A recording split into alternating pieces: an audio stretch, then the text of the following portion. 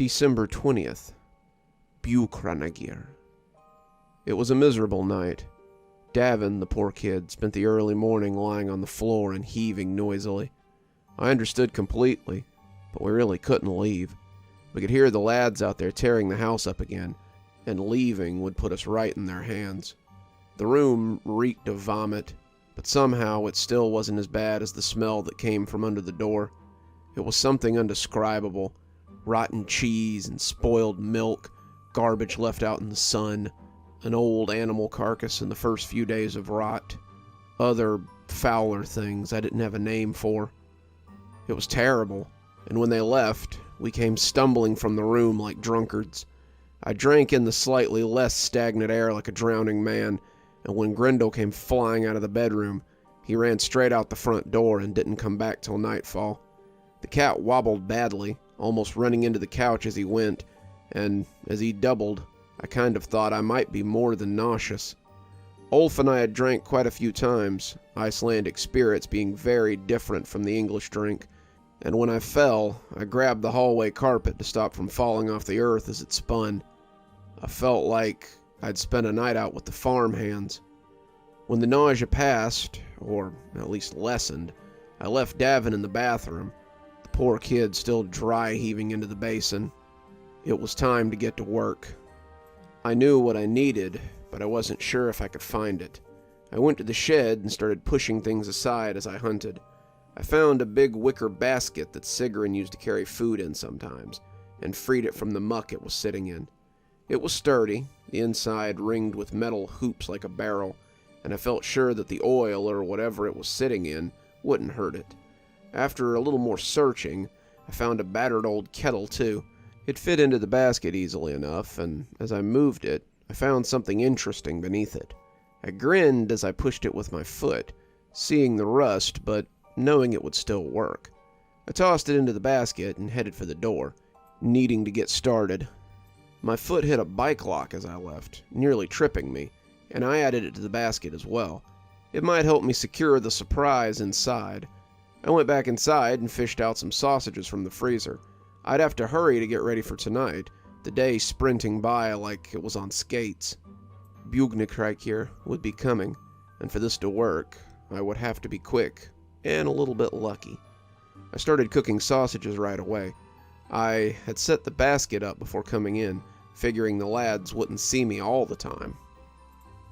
Well, hoping they couldn't anyway. If they could, then nothing I did would matter, but if they could, then surely I wouldn't be able to shoot one. As the sausages finished cooking, I placed them carefully into the basket. I arranged them in a haphazard pile so they hid my surprise at the bottom, and carried them carefully into the living room. One false move, and the surprise would be over, so I had to be as careful as possible. Buknikreikir might fall for it once, but if I tipped my hand, he'd never fall for it again.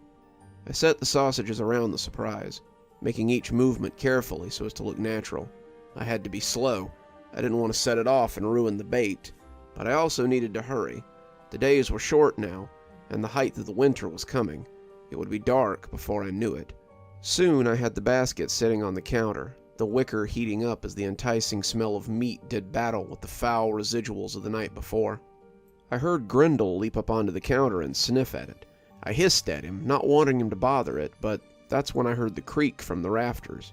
Was it that late already? I looked out the window and saw that the sun was sinking low. There wasn't much time. I laid one of the sausages on the counter, enticing Grendel to stay, but he didn't need much in the way of incentive. He had heard the creaks from the rafters and was content to lay next to the warm basket and eat his dinner. His eyes never left the ceiling, though, and I could track the lad's progress as my living room was filled with the delicious smell of cooked meat. Davin came out of the bathroom, looking pale and wobbling with each step. When I offered him one of the smoked sausages, he turned green and stumbled towards the back of the house. The smell of bad cheese still lingered, but it was now just a ghost of the scent it had been before. It was still a pungent reminder of what would return tonight, and I couldn't suffer another night like that. I doubted that any offering I could muster up would appease the lads. It had been a long time since some human had dared to attack them, longer since one had tried to defend his home from them, and it was likely an insult that I wouldn't gift my way out of. But maybe there was another way. I yawned theatrically as I pretended not to hear the roof groaning. I was exhausted, but I knew that sleep was unlikely to come tonight. Maybe not for the next few nights. If this went as planned, I might be up for the foreseeable future. Though I was hoping I might finally get a good night's sleep at some point. Either way, something was going to have to give. I picked up Grendel and started walking towards the bedroom, yawning again for good measure. He wiggled a bit, clearly not wanting to leave, but when I looked at him, he seemed to understand what we were doing. I hadn't smelled cheese or heard a door slam since last night, and I suspected that the lads thought they were going to get a good meal out of me before they started up their shenanigans again. Then what, I wondered? Would they begin anew with a full belly? Would they leave me alone and go back to the Fae satisfied? I doubted it, but we'd see. I got my supplies ready and went back to the door, preparing for the battle to come. I cracked it a little, the newly oiled hinges moving silently as I waited to hear the sound I'd been listening for. The ceiling creaked as Sausage Snatcher scoped out the scene, and as he shimmied down to inspect the basket, I saw the back of the fat little goblin who barely fit in his red coat. His clothes were shabby, long grease stains from the fingers he'd wiped down, making rivers of grease that circulated the garment. The pants looked ready to split, and he wore no shirt beneath his coat. His chubby arms poked out like the sausages he loved so much. He landed with a loud bump on the countertop and put a tentative hand onto the basket. He pulled out a single glistening sausage and stuffed it piggishly into his mouth. He was apprehensive, not expecting to find his favorite treat in the house of an aggressor, but whatever served him for a brain was clearly not accustomed to asking a lot of questions. When the first sausage went down okay, he grabbed another and threw it into his greasy mouth. He chewed loudly, the food falling on the countertop. I could see his teeth as they glistened in the semi-darkness, another sausage disappearing into his grubby maw as he chewed noisily. The folds on the back of his neck jiggled wetly as he ate, the sound of his chewing almost as nauseating as his brother's smell. I crept from the room, bat in one hand and axe in the other, using the smacking and snarfing as a cover for my own footsteps. Grendel crept along at my side, glancing up every few feet to make sure I hadn't lost my nerve. We likely looked ridiculous, a pair of children playing pretend, but the large lad eating my sausages was not to be taken lightly. I glanced around, figuring that Door Slammer or Cure Gobbler were probably close by too. Maybe they hadn't seen us yet. Maybe they had. Nevertheless, I slunk quietly to the edge of the hall and waited to see if my trap would work. The little porker was gobbling the sausages, hands stuffing them into his pockets almost as fast as they were shoveling them into his mouth. He hadn't even looked up from the basket since he'd begun eating, and this whole purpose seemed to be making the sausages disappear into one hole or another. He'd been getting close to the bottom of the basket now, his pudgy hands scraping the bottom as he kept gobbling the sausages. I had cooked a lot of them, 5 or 6 pounds, and I wanted him to be nice and comfortable when he finally found what was at the bottom of that basket. I was about 5 feet away when I heard the trap snap, and Buchnekrieger started to scream. As he started yelling, sending sausage bits flying, I couldn't help but grin maniacally. Damn, but it felt good to hurt one of those things. His arms and shoulder were stuck in the bear trap, the iron clearly hurting him, and the basket tipped and bounced as he tried to push himself free. As I ran up to grab the basket, and the lad, he turned his head to look at me, and I saw fear in those piggy eyes. Door Slammer sprang out then, popping from beneath the sink, and Skewer Gobbler came out of the pantry, propelled by a loud belch and the rotten smell of curdled cheese. He yelled at me, and I became aware that the smell was coming from his mouth. When he opened his gob, the 5 teeth that were left looked sad and embarrassed to be there, the scent flooding out like a wave of noxious gas. I wasted no time, though. I lifted the bat and pointed to Sausage Swiper. "Stop, or I'll kill him right here," These nails are iron and he's already hurt. Take one more step and I'll end him right now." Both lads looked unsure, not entirely certain what to do with this unexpected event. They looked at each other, seeming to have a silent conversation amongst themselves.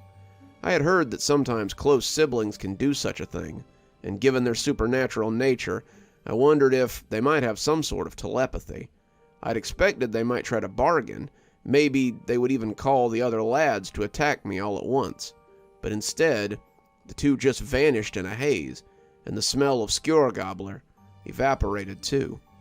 I glanced around, expecting an attack, but it never came. Suddenly, the house was empty except for the screaming of Sausage Swiper. He was feverish, trying to shake himself free as he looked around, clearly expecting his brothers to come back. He'd been abandoned, his blood staining the sausages a deep red.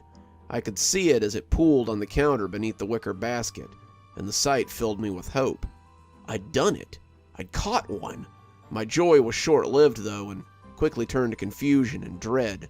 Much like a dog who's caught his tail, I didn't know what to do with him now that I had him. I'd expected his brothers to want to make a deal with me, not just to leave him like this. As the silence permeated the house, I just shrugged and picked up the basket, taking it to my room for safekeeping. I guess there would be no sleep for me that night after all. That night, I watched the little monster until the break of day. Good evening, everyone. It's me, Dr. Plague. Thank you so much for joining me for tonight's story. I hope you've enjoyed night number 9 of the Yule Lad's diary, and I hope you enjoyed meeting Sausage Swiper, or Buchnakrieger. As his name implies, Sausage Swiper likes to take, you guessed it, sausages. All the pictures depict him as being immensely fat, almost as fat as Schuler Gobbler, and just kind of greasy looking. I imagine when you steal a lot of sausages and eat a lot of sausages, you end up with a pretty greasy looking complexion, and this fellow is no exception to that either. It's been great fun telling you all these stories, I must say, but we're coming down to it now, only 5 left, so I hope you'll join me for the climactic conclusion of the Yule Lad's diaries, which will end on Christmas Day, it looks like, so I hope you're all looking forward to that. If you're looking for a little more Yuletide horror, why not come down to my holiday playlist? There's a link below, and I believe you can find it at the end of this video. No matter what you're doing, whether it's setting out your own offering for the Yule Lads, or maybe just baking some cookies to fatten up Father Christmas, my tales are great background music for any and all activities you may be doing this holiday season. Today's recommendation is 12 Days of Christmas. In this tale, we learn about a woman who may not have been as true to her husband as she wants us to believe, and the 12 gifts that remind her of her dalliances. If you prefer to read these as words on paper and hold my book in your hand, follow the link below to my Amazon page. I have a new book, Fall Frights and Winter Chills, that have all these tales in them, except for the Yule Lads. They'll be coming some other time. And if you think you might like a signed copy, get up with me. I'm sure we can work something out, hopefully in time for Christmas.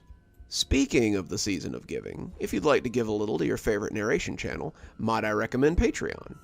We've got several tiers, I'm sure you'll find something to suit you, and for just $10 a month, you can join our Ghostly Reader tier, where you get a book anytime I write one, which is at least twice a year, signed and on your doorstep. So, what are you waiting for? Come on down and see what all the fuss is about. And speaking of my patrons, let's go ahead and thank them, shall we? Thanks to Janet for being our Spooky Skeleton tier contributor. Thanks to Winter, Xaronan, Emily Coltsfoot, Martha, Marianne Schuler, Jennifer Damron, and Tyler Parker for being our Ghostly Reader tier contributors. Thanks, everyone. We just couldn't do the show without you. And as always, Dr. Plague, signing off. Have a wonderful evening and a spooky holiday season.